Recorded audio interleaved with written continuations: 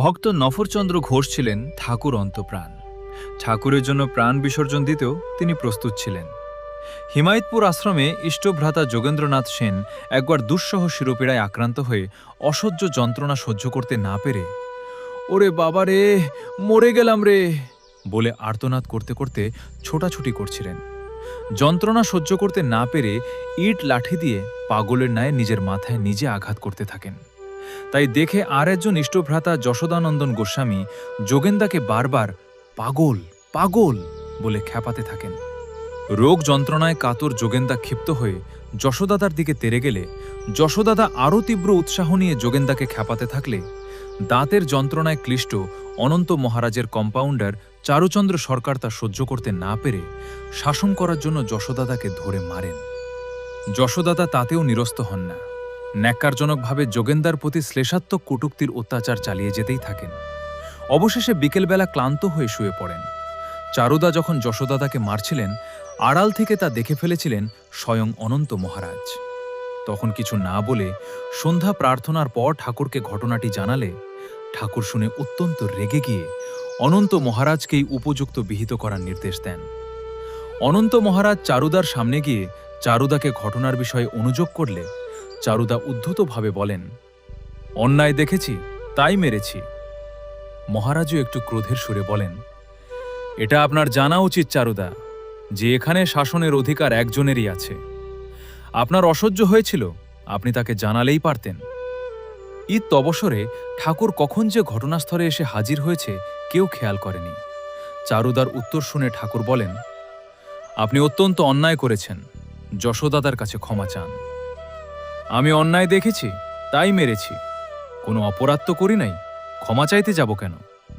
চারুদার কাছ থেকে অত্যন্ত রুক্ষস্বরের ওই জবাব শুনে ঠাকুর হুঙ্কার দিয়ে আবেগদীপ্ত কণ্ঠে বলেন, ওরে গোস্বামী বংশের অপমান!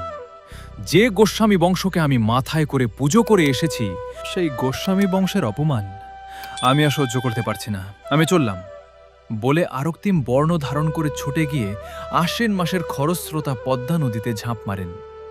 ঠাকুরকে বাঁচাতে সাথে সাথে ঝাঁপ দেন নফর ঘোষ, ঝাঁপ দেন কৃষ্ণপ্রসন্ন ভট্টাচার্য, ঝাঁপ দেন ব্রজগোপাল দত্ত রায়।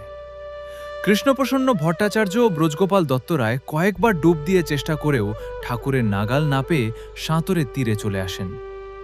ঘটনার আকস্মিকতায় সকলেই কান্নাকাটি জুড়ে দিয়েছেন। কিছুক্ষণ পর নফরদা ঠাকুরকে নিয়ে ভেসে ওঠেন। তখন সবাই মিলে ধরাধরি করে দুজনেকে তীরে টেনে তোলেন। ঠাকুর তখনও উন্মাদ প্রায় চিত্তে বলে চলেছেন, ওরে এখনো আমি বেঁচে আছি, সেই গোস্বামী বংশের অপমান সচক্ষে আমাকে দেখতে হলো। ওই কথাগুলো বারবার বলছেন আর মাথার চুল ছিঁড়ছেন। বারবার পদ্মার দিকে ছুটে যেতে চাইছেন, কিছুতেই তাকে ধরে রাখা যাচ্ছিল না। সকল আশ্রমবাসী সমস্বরে পরমপিতা রক্ষা কর, ঠাকুর আপনি শান্ত হন বলে ঠাকুরকে ধরে শান্ত করার চেষ্টা করছেন। ঠাকুর উচ্চস্বরে বলে চলেছেন, ওরে এখনো চারুদা যশোদাদার পায়ে ধরে ক্ষমা চাইল না, এ অনাচার যে আমি সহ্য করতে পারছি না।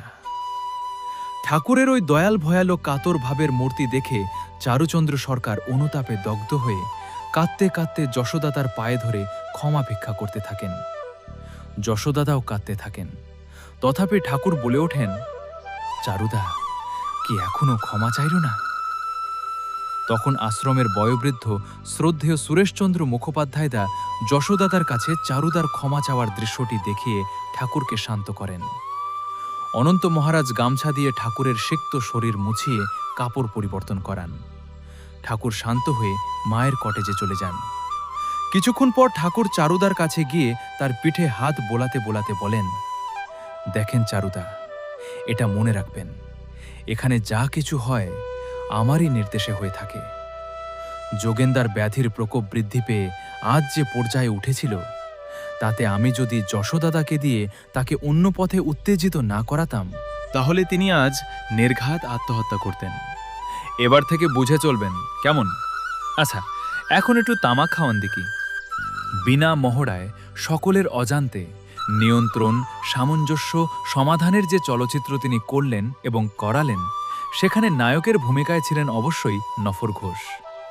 একজনের প্রতি কতখানি আত্মবৎ ভালোবাসা থাকলে, টান থাকলে নিজের জীবন বিপন্ন করে খরস্রোতা পদ্মা নদীর গভীরে ডুব দিয়ে ঠাকুরের মতো দীর্ঘদেহী মানুষকে তুলে আনতে সক্ষম হয়? কতটা ইচ্ছাশক্তির অধিকারী হতে পারলে একজন ভক্ত ভগবানকে বাঁচাতে এমন মরণঝাঁপ দিতে পারে? ভক্তপ্রবর নফরচন্দ্র ঘোষ তার উজ্জ্বল দৃষ্টান্ত হয়ে রইলেন সৎসঙ্গ আন্দোলনের ইতিহাসে। তথ্যটি সংগ্রহ করা হয়েছে ডাক্তার মনোজ কুমার গোস্বামীর লেখা প্রিয় পরমের পরশে প্রথম খণ্ড থেকে। সকলকে জয়গুরু ও বন্দে পুরুষোত্তমম। এই ভিডিওটি যদি আপনাদের ভালো লাগে তবে লাইক, শেয়ার, কমেন্টস করবেন এবং সাবস্ক্রাইব করে এই চ্যানেলের সাথে থাকবেন। জয় গুরু, বন্দে গুরু।